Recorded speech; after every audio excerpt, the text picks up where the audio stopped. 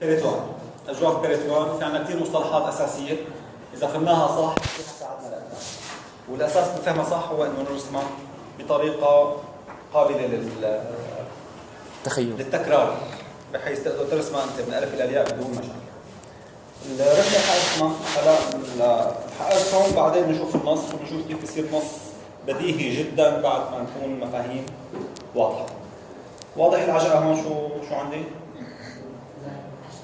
بدي ارسم مقطع جانب الناصف، مو ناصف، جانب الناصف. كتوضع الاحشاء هي المعده مع العفاج، الامعاء الدقيقه، الامعاء الغليظه، الكولونات، الصاعد المعترض النازل السيني، الكبد، الطحال، والمعسكره بالخلف من العفاج الى ذيل الطحال. هذا حجاب الحاجز، قبتين يفصل ما بين جوف الصدر وجوف البطن.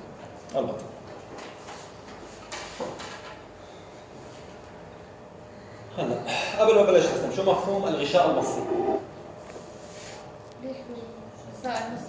غشاء قاعدي وبعدين في طبقة ظهرية متوسطية.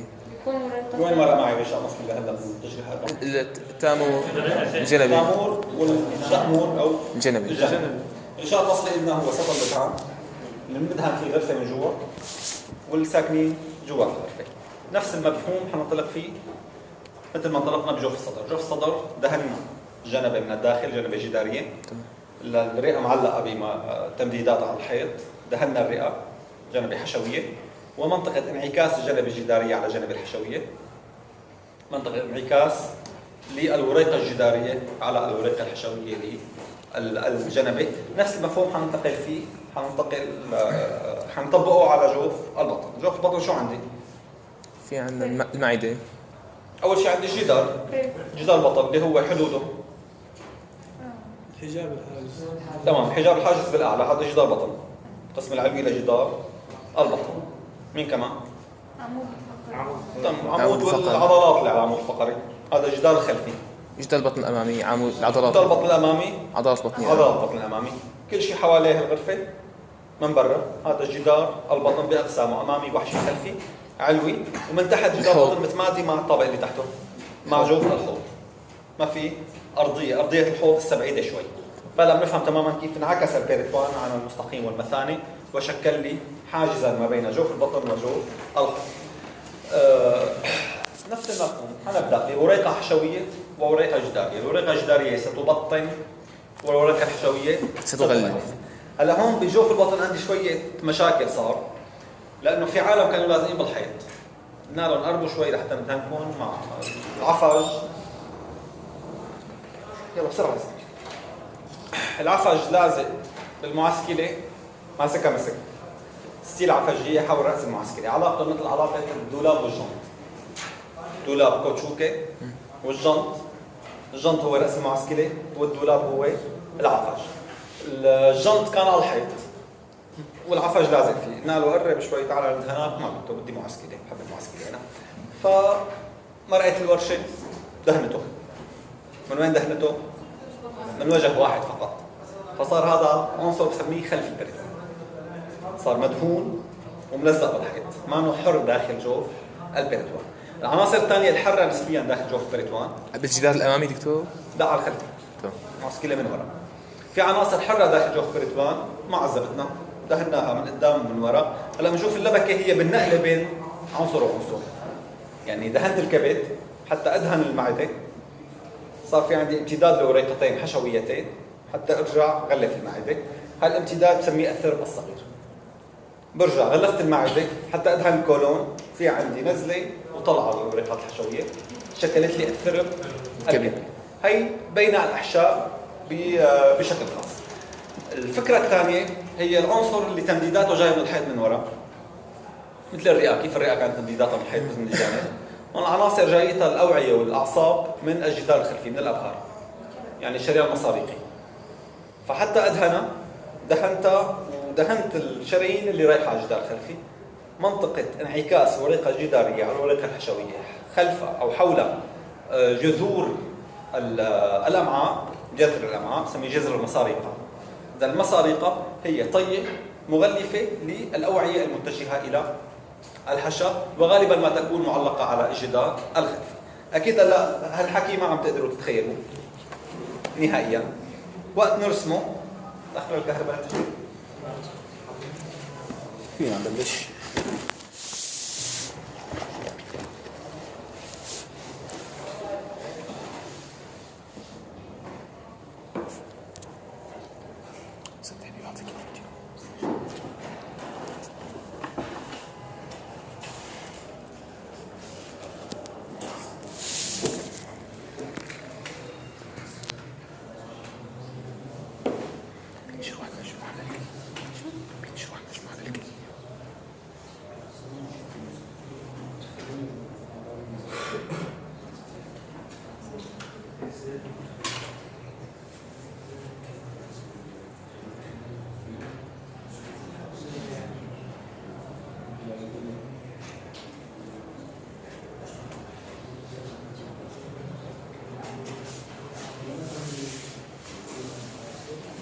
هلا حبلش هون.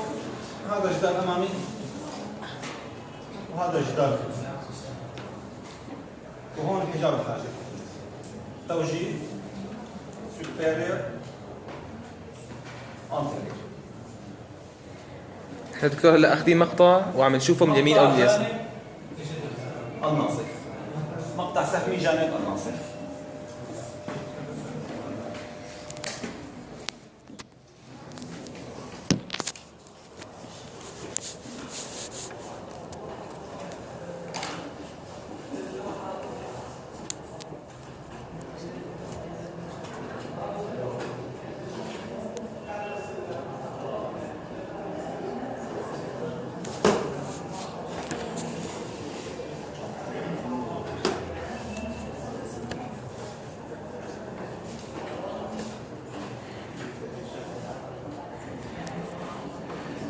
هي علوي،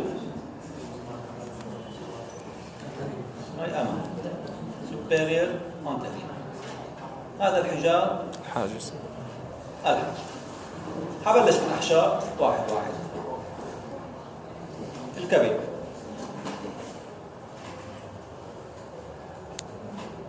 بعدين معدة، عفج،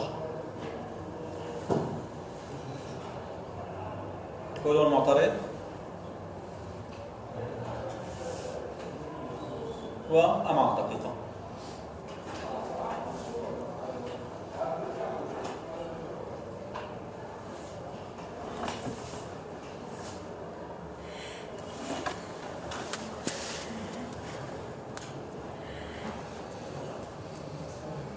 ومين لازق بالعفاش؟ بكرياس. هلا للتسهيل فقط حط الابهر هون. الابهر ما حشوفه بالحاله الطبيعيه لانه هو ما نوع خط الناصف، ما نوع جانب الناصف، هو لليسار اكثر. بس حتى نفهم لاحقا شغله المسافه هون لا ينطبق على الواقع 100%. ولحتى اكمل هون من تحت فيني احط المستقيم ونعتبر هذا جنس ذكر، فعندي المثانه. احنا عم ناخذ انثى بينزاد الرحم والمهبل ما بين المستقيم والمثانه. دكتور احنا عم ناخذ المقطع اقرب الى اليمين مشان هيك ما بيبين. جانب الناصف تماما ضمن الكبد. تمام. هذا المقطع مشان هيك الابهر مو ناصف، بيبين. جانب الناصف. واضح هلا ماشيين مزبوط؟ ايه. هلا جبنا سطل الادهان تبعنا. شو مكتوب عليه؟ بريتون. بيريتونيوم او سيفون. جبنا هالفرشايه وبدنا نبلش دهن. حنبلش بالوريقه الجداريه. حجاب الحاجز جدار، الجدار الخلفي هذول ما بعدوا فاخذناهم بحنان. لا هون تجاوزا حاعتبرها جداريه اللي على المستقيم والرحم، ومنكمل على الجدار الأمامي. الأمامي. تمام. هي الوريقة الجدارية بريتوان. للبريتوان الملتصقة بالجدار من الداخل. بيجي على الوريقة الحشوية. في منطقة بالبداية انعكاس الوريقة الجدارية على الوريقة الحشوية حتى غلف الكبد. أي وريقة حشوية غلفت الكبد. شايفين المنطقة هون؟ شو ميزتها؟ ما عليها بريتوان. هي اسمها الباحة العارية.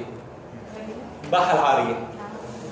بريتوان الجداري انعكس على الكبد، ترك لي منطقة. لاحقا ما تفهم اربط الكبد اكثر، في عندي رباط مشوري بيروح يمين وشمال اكليلي وكول مثلثي وبيرجع اكليلي. المنطقة الخيمة اللي بيتركها اسمها الباحة العارية. هلا بين الكبد والمعدة شو بدي اعمل؟ رباط. بدي اروح غلف المعدة. تمام. هاي المنطقة هون شو اسمها صار؟ ردب. الثرب الصغير. تمام. تمادي الوريقة الحشوية حوالين الكبد. هاتون خليكي معي.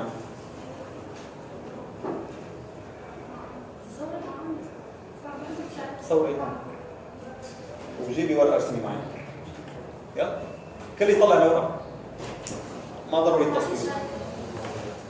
شايفتيني؟ ما بدها.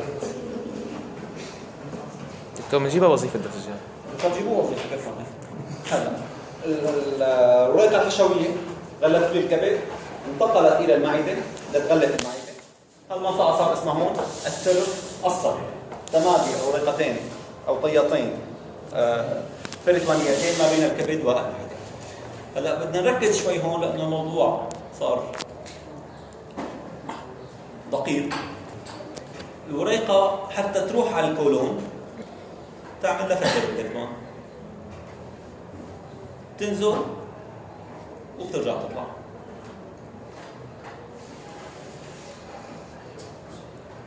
قبل ما ترجع تغلف بريتوان، ما تغلف الكولون وتكمل على الجدار الخلفي. شو صار عندي هون؟ منطقة. طية مضاعفة بريتوانية. اثنين جايين من المعدة نزلوا ورجعوا طلعوا. هذا كله شو اسمه؟ الثرب الكبير. الثرب الكبير. مثل المئزر، مثل المريول. نزل وطلع عمل لي شرطي البطن. غلف القولون. شان شو يعني؟ تنتين حشوية. شان شو فائدته؟ كثير مهم هلا نحكي عنه. تنتين حشوية. تمام كله حشوي. هذا القولون اللي غلفوه. بغلف القسم المستعرض للقولون تمام. وبيكمل على الجدار الخلفي. شو صار اسمه لما يروح يثبت لي على الجدار الخلفي؟ اسمه مصاريقة. والمصاريقة ميزتها دائما فيها فرع. اعتبرت هذا مصاريق العلوين. في فرع اسمه الكولوني المتوسط ضمن مصاريق الكولون المستعرض. بنكمل هون بريتوان جداري وبنرجع بننعكس. بنغلف الامعاء كلهم الشلفه وبنرجع. شو صار عندي هون؟ مصاريق الامعاء. انعكاس جداريه على حشويه. دكتور الأمعاء بتعمل 6 لفات. تعمل لي 12 15 لفه في العروق.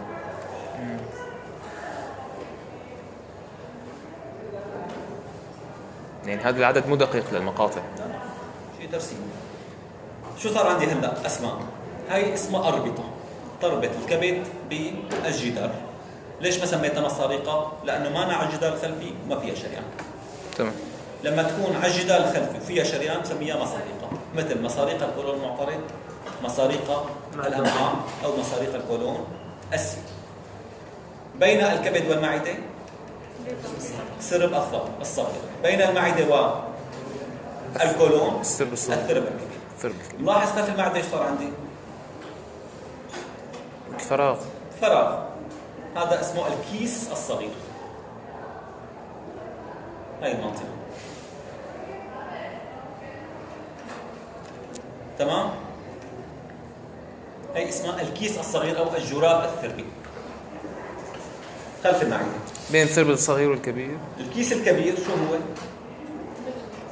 الباقي كله. تمام. بكل ما يحتوي. كل هذا ثرب كبير. اسمه الكيس الكبير. كيس الكبير. تمام. غير اللون نميزه. الكيس الصغير والكيس الكبير يتصلان سوية بمنطقة هون. إذا رجعت لورا شوي في هون شغلة اسمها الفوهة الثربية أو الثقبة السربية، تصل ما بين الكيس الكبير والكيس الصغير خلف الحافة الحرة للثرب الصغير. فيني أدخل من الكيس الكبير على الكيس الصغير. هذه حدودها هي السويقة الكبدية، يعني عناصر الرباط الكبدي العفجي بين الكبد والعفج. ملاحظين هون المعسكرة والعفاش شو بهون؟ قصدك دكتور فوق بين الكبد والمعدة؟ بين الكبد والمعدة والكبد والعفج. القسم التحتاني بسميه رباط كبدي عفجي، القسم الفوقاني بسميه رباط كبدي معدي. لأن الاثنيناتهم ثرب صغير. المعسكرة والعفاش خلف البريتوان. فينا نضيف لهم كمان الكليتين خلف البريتوان. والكولون الصاعد والكولون النازل خافوا يقربوا لشوي يدهنوا كلهم يسلك الكولون المعترض فضلوا لازقين بالحيط. فالكولون الصاعد والكولون النازل كمان بيكونوا اعضاء خلف البريتوان. اذا العفج الكولون الصاعد الكولون النازل بيندهنوا لانه لازقين بالحيط بورقه وحيده على الوجه الامامي. باقي الاحشاء مثل الكبد والمعده شايفين كيف محاطان بالبريتوان من كل الجوانب، يعني اعضاء داخل بريتوانيه.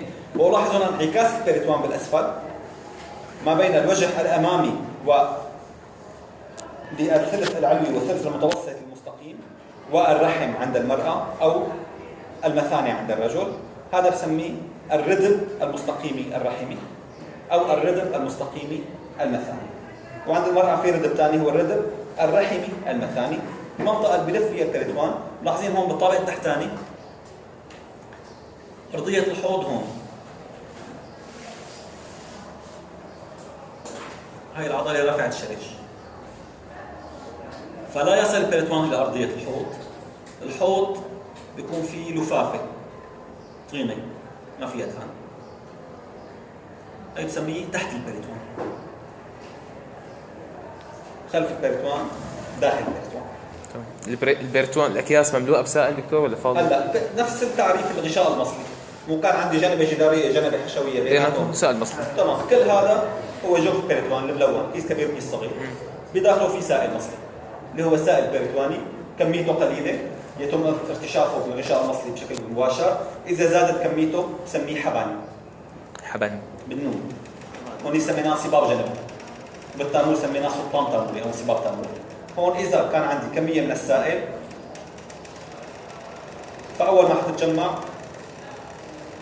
برة الجوكاس او بالجيب المستقيمي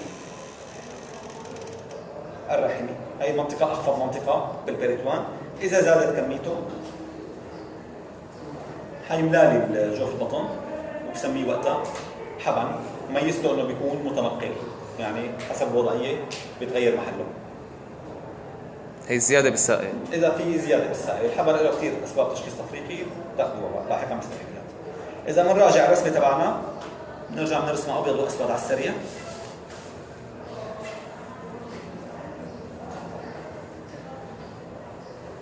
حجاب حاجز، ارضيه حوض، كبد، معده، كولون، عفاش، امعاء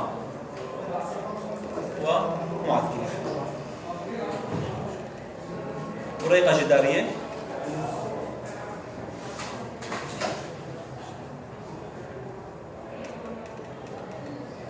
ووريقه حشويه. حشويه تغلف الكبد، ثرب صغير تغلف المعده وبتنزل ترجع تطلع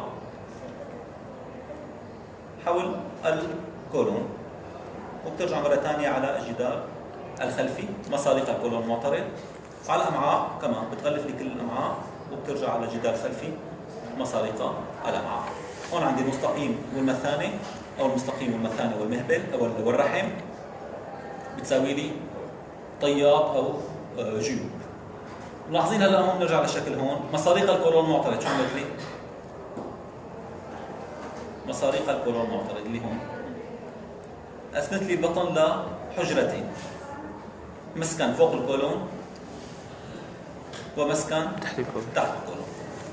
المسكن فوق الكولون هون سكانه المعدة، الكبد، الطحال مع الكلى. المسكن تحت الكولون سكانه الأمعاء الدقيقة والكولونين الصاعد والنازل. ويتصل المسكن فوق الكولون مع المسكن تحت الكولون بميازيب، ميزابة موجودة على جانبي الكولون، اسمها الميزابة جانب الكولون. بكل جهة من الكولون النازل والصاعد، لأنه مو لازم بالحيط. صار في طيب أو ميزابة ثانية أو منطقة منخفضة. عندنا شي سؤال؟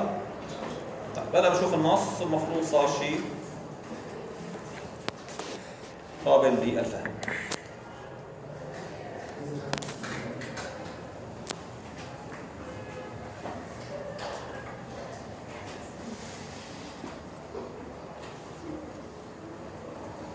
بيريتوان غشاء مصلي شفاف زلق براق متواصل، يبطن الجوف البطني يغلف الأحشاء. يتألف من طبقتين، بيريتوان جداري يبطن الوجه الداخلي، بيريتوان الحشوي يغلف الأحشاء كالمعدة والأمعاء. تتألف من ظهرية متوسطة جنينيا كل منشأ من الأديم المتوسط من الصفيحة الوحشية. يستمد الجداري تعصيبه من الجدار، شأنه شأن الجنبة الجدارية. لذلك فألم البيريتوان الجداري ألم محدد أستطيع تحديده بكل دقة. تعصيبه من تعصيب الجدار، الحجاب الحاجز جدار مظبوط. كمان تعصيبه بالمنطقة العلوية من العصب الحجابي، مشان هيك ألم المرارة بيطلع الكتف، بنسميه الألم المرتجع. الألم عندما يصل إلى البيريتوان الجداري بسميه تخريش بيريتواني، مثل ألم الزايدة. بالمراحل الأولى بيكون ألم حشوي غير محدد، عندما يزداد الالتهاب والمركبات الكيماوية تقوم بتخريش البيريتوان بورقته الجدارية يصبح الألم محدد أستطيع تحديده بنقطة ماكبورني موجودة تلتين بتلت بين الشوكة القطرفي الأمامي العلوي والسر. البيريتوان الحشوي يستمد الأوعية والأعصاب من نفس مناطق الحشا الذي يغلفه. إذا كان حول المعدة جنينيا يأتي من المعى الابتدائي، وبيكون الألم موضح من الناحية الشرسوفية. والألم شو طبيعته؟ حشوي. كيف يعني؟ غير محدد. تمام. وقت واحد عم ينغص بطنه في يحط اصبعته على النقطه اللي عم تنغص بطنه فيها؟ لا، عم ينغص بطني وين؟ هون او هون او هون، حسب حول السره او الناحيه الختليه او الناحيه الشرسوفيه. الالم بيكون حشوي اللي هو الم التمطط والضغط، يعني المغص. يختلف عن الالم الجداري المحدد الذي يميز البيريتوان الجداري. البيريتوان يحسر أعضاء إما أن تكون مغطاة كليا بالبيريتوان الحشوي تقريبا مثل المعدة والطحال، أو أعضاء خارج البيريتوان أو خلف البيريتوان أو تحت البيريتوان، يعني برات طبقة الإدهان. خلف البيريتوان ممكن يكون كليتين خلف البيريتوان، العصب الكولون الصاعد الكولون النازل. تحت البيريتوان الأحشاء الحوضية تحت البيريتوان. الجوف البيريتواني هو الحيز المحصود ما بين هاتين الوريقتين، وهو يحوي سائل وسائل بيريتواني. هون في معلومة أنه عند الأنثى هناك اتصال ما بين جوف البيريتوان والوسط الخارجي عن طريق الجهاز التناسلي الأنثوي، يعني الرحم والبوق الذي ينفتح بالقمع داخل جوف البيريتوان ليلتقط البويضة المنبثقة من المبيض. وهون ملاحظة أن المبيض ليس مغلفا بالبيريتوان بالمعنى الحرفي للكلمة. المبيض هو العنصر الوحيد بشكل حقيقي داخل البيريتوان جوات البالون، الباقي داخل البيريتوان بس من جدار البالون، مثل الرئتين وقت حطينا ايدنا نفس المبدأ. نفس المعلومة هون. تبرز الأعضاء مثل الكلية ضمن جوف البيريتوان بشكل جزئي، فيكون توضعها الأولي خلف البيريتوان وتبقى دائما خارج الجوف. أحشاء أخرى مثل المعدة والطحال ضمن الكيس البيريتواني بشكل كلي تقريبا مغلفة كليا بالبيريتوان ما عدا مناطق اتصالها بالجدار. ترتبط الأحشاء بجدار بطني بواسطة مساريقة اللي هي نسيج ضام. معظم الأعصاب والموثقلة قسم من الكولون الصاعد والنازل مغطاة بالوجه الأمامي فقط، لذلك بنسميها أعضاء خارج بيريتوان ثانوية، ما أولية مثل الكلية. الكلية ما لها علاقة بالبيريتوان، عيدة منيح للخلف. للخلف، وفي لفافة كلية وشحم حول الكلية. أما العفج والقولون الصاعد والنازل هناك طبقة من البريتوان على وجهه الأمامي. هلا المصطلحات: المسارقة طبقة مضاعفة من البريتوان تشكل نتيجة انغماد البريتوان بعضو معين، يزود وسيلة اتصال عصبي وعائي بين العضو والجدار اللي هو غالبا الجدار الخلفي. الكولون السيني، مسراق الكولون المعترض، ثرب، هذا هو الثرب، مئزر، طية مضاعفة من البريتوان بين المعدة والقسم القريب للعفج إلى الأعضاء المجاورة، إما أن يكون ثرب كبير يتدلى من الإحناء الكبير للمعدة نزولا ومن ثم صعودا إلى العفج. الثرب شو أهميته؟ الثرب غني بالنسيج الشحمي الحساس أو الذي له قابلية للجذب الكيماوي الحامضي. أي منطقة التهابية بصير فيها وسط حامضي، فالثرب مثل الشرطي الموجود داخل البطن. أي منطقة التهابية دغري بروح الثرب وبيحاول يحاصر منطقة الالتهاب. الالتهاب الزايدة بلاقي الثرب مثل ما هو هذا المدلي لافف ونازل على الزايدة. التهاب المرارة بلف وبيطلع على المرارة. انسقاط حشا أجواف، انسقاط المعدة، بيحاول يسكر. الالتهاب بيجذب هذا الوسط الحامضي للالتهاب بيجي يجذب الثرب لعنده. تمام. فبيحاول يسيطر على الالتهاب. ممكن يساوي لي شيء اسمه درع زائدي في حال انثقبت الزايده ولم يتم علاجها جراحيا، بحاصر الثرب لحتى يضل الالتهاب بمنطقته، او ممكن يساوي لي يسكر لي انسقاط حشا اجواف، وانا اثناء الجراحه كمان وقت اسوي عمليه لقرحه مثقوبه فبجيب شقفه من الثرب بحطها على محل القرحه. اذا عندي ضياع مادي بالجدار فبجيب رقعه سربيه بسميها، بجيب الثرب بلزقه وبخيطه على منطقه الانسقاط، لانه هو بينجذب على الكيماوي على الحامضي، وسط المعدة حامضي، فبيلزق بيساوي لي رقعة سربية بشكل جيد. فالثرب مهم جدا كخط دفاع أول داخل البطن، بسميه شرطي البطن. الثرب الصغير ما بين الكبد والمعدة قسمين: قسم بين الكبد والمعدة رباط كبدي معدي، وقسم بين الكبد والعفج رباط كبدي عفجي. داخل الرباط الكبدي العفجي هناك عناصر السرة الكبدية اللي هن وريد باب، شريان كبدي، قناة صفراوية، ثالوث الكبد اللي رايح إلى الكبد. الرباط بشكل عام بسميه رباط عندما يربط أو يصل ما بين بنيتين. رباط كبدي عفجي، كبدي معدي، اثنيناتهم شكلوا الثرب الصغير. رباط مثلا مشولي بين الكبد وجدار البطن الأمامي. رباط إكليلي بين الكبد والحجاب. رباط معدي حجابي بين المعدة والحجاب. رباط معدي طحالي بين المعدة والطحال. رباط معدي كولوني اللي هو الثرب الكبير. كلمة رباط بستخدمها مع لاحقتين هن العضوين اللذين يرتبطان ببعضهما البعض. الكبد يتثبت بمكانه ونرجع ناخذه بالتفصيل لاحقا. رباط مشولي اللي بيكون على طرف الرباط السري او الوريد السري من السره للكبد عند الجنين، فاذا بدي ادهم هون بدي انزل اخذ الوريد السري بطريقه فبشكل لي رباط بشكل منجل او رباط مشولي. نفس المبدا على الجدار، اي عنصر موجود على الجدار رح تدهم فبدهم العنصر فبشكل لي طيه. شوف لاحقا الطيه السريه الناصفه، الطيه السريه الانسيه، الطيه السريه الوحشيه، غالبا بيكون في عنصر داخل هذه الطيه وغلفها البريتوان فشكل لي منطقه ظاهره. رباط كبدي معدي كبدي عفجي بينهما او يشكلان الثرب الصغير. المعده ترتبط بالحجاب، رباط معدي حجابي، بالطحال رباط معدي طحالي بداخله اوعيه الى قبه المعده الى قاع المعده. رباط معدي كولوني اللي هو شايفين النزله والطلعه، الثرب الكبير. الطيه البريتوانيه انعكاس من جدار الجسم بتاثير بنى يغطيها هذا البريتوان، تشمل اوعيه قنوات مثل الطيات السريه او الطيات السريه الناصفه او الوحشيه كله بيمر معنا لقدام.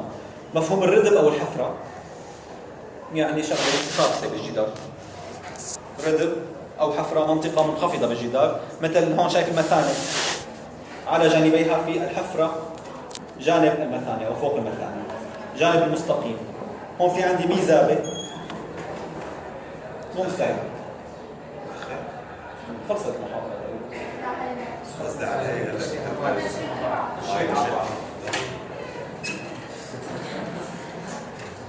الكيس الكبير حكينا عنه، الكيس الصغير خلف المعدة، اتصال ما بين الكيس الكبير والكيس الصغير بهالمنطقة اللي هي الثقبة السرية. كمان حكينا هالمفهومين، الكولون معترض إلى الأعلى منه مسكن فوق الكولون أو حجرة فوق الكولون، إلى الأسفل منه حجرة تحت الكولون. هاي الميزابة أو الحيز تحت الكولون الأيمن والأيسر يشكل امتدادا ما بين المسكن فوق الكولون والمسكن تحت الكولون بالجانبين. الجراب السربي أو الكيس الصغير خلف المعدة يتصل مع الجوف الكبير بهالمنطقة اللي هي الثقبة السربية، اللي هي حدودها الرباط الكبدي العفجي، عناصر الثالث الكبدي، الأجوف السفلي بالخلف، الكبد بالأعلى، والقطعة الأولى للعفج بالأسفل. بهاي المنطقة فيني حط إصبعتي أنفذ من الكيس الكبير إلى الكيس الصغير. بنهاية المحاضرة بس كلمتين على المري، خصوصا بقسم البطنين. المعلومات اللي مرقها سابقا كلها مرقها معنا. المري انضب عضلي من الحلقة إلى الشرسوم 25 سم، طوله 25 سم، مع القوس السنية 15 سم، فبالتنظير 40 سم بيكون مرقم المنظر. تذكروا وقت حكينا هون قلنا المرة الماضية ما كانوا كثير دقيقين الانخسارات تبع المري، هون مضبطين. الانخسار الأول عند بدايته، الانخسار الثاني بمستوى الأبهر والقصبة، والانخسار الثالث عند عبور الإنجاب. الأول بعد 15 سم من القوس السنية، والثالث بعد 40 سم من القوس السنية. للمري طبقتين عضليتين طولانية ودائرية مثل أي عنصر، بس هون في ميزة للمري. بالقسم العلوي هو تمادي لمين؟ بالعوم. شو شكل العضلية فيه؟ مخططة. فالقسم الثلث العلوي بيكون مخططة، بالثلث السفلي تمادي مع المعدة اللي هي أحداث. بالنص مشكل مخطط. و هلا المري يعبر الحجاب على مستوى الصدرية العاشرة، يدخل المعدة على مستوى الصدرية الحادية عشرة أيسر الخط الناصف بمستوى الناتئ الرهابي والغضروف الضلعي السابع الأيسر. ما بقى. إذا ينتهي بمستوى الصدرية 12. عندي سنتيين داخل المري، داخل المعدة عفوا، بشكل البوق ينفتح على الفؤاد، يكون خلف الكبد. وبلاحظ في منطقة هون اسمها الثلمة الفؤادية، زاوية هيس أو ثلمة هيس، اللي لها علاقة بشو؟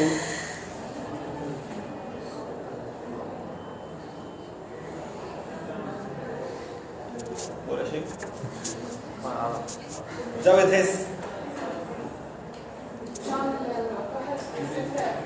مستفرد السمسار، المسرة المرئية السفلية، المسرة المرئية العلوية تشريحية، السفلية فيزيولوجية نتيجة تضافر عدد العمليات، منها الثلمة الفؤادية. مخاطية المري تختلف عن مخاطية المعدة، فعند الوصول إلى المعدة هناك منطقة انتقالية حادة بسميها خط زيت، بهم للطبيب الهضمية وقت يعرف امتى خلص المعدة وبلشت خلص المري وبلشت المعدة من تغير شكل المخاطية. آخر معلومة كمان مرة من قبل هي التروية الشريانية للمري بقسم المعدة، بقسمه البطني عفوا، تأتي من المعدة الأيسر اللي هو فرع الزلاق، ومن الحجاب السفلي الأيسر أو السفلي الأمامي اللي هو صرت أنا بتروية الحجاب، تروية الجدار. فالعود الوريدي بيرجع للوريد الباب يعني دوران بابي، وللوريد الفرد يعني دوران جهازي. فهالمنطقة هي منطقة اتصالات بابية جهازية، نرجع نحكي عنها لاحقا. إذا عندي تشمع كبد، ارتفاع توتر وريد الباب، الدم ما عاد عم بيقدر يفوت على الكبد، بدور على طرقات كانت بتفوت هون داية، صار الطريق كله لازم يمر منه، بصير عندي توسعات هون بنسميها دوالي. فمريض التشمع بصير معه دوالي فوق السرة بالثلث السفلي، كمان حول السرة بسميها شبكة الميدوسا، وعند المستقيم بسميها بواسير. نرجع الموضوع حنحكي عنه بالتفصيل لاحقا، بس كفكرة هون نعرف أن الثلث السفلي للمري له عود وريدي جهازي وبابي. العود اللمفاوي إلى العقد المسارقية، إلى العقد الزلقية عفوا. وبالنسبة للتعصيب أيمن خلف وأيسر الإمام، فتروا مبهم الأيمن بالخلف مبهم الأيسر بالأمام. هذا تعصيب نظير الودي. الودي من وين بيجي؟ الضفيرة المرئية لا من الاعصاب. الاعصاب الحشويه الصدريه، الكبير والصغير والاصغر. من الحشوي الكبير، ودي من الحشوي الكبير، نظير ودي من قلب. تشريح 4. خلص. حدا عنده سؤال؟ الاسبوع الجاي بدي رسم اللي رسمتها.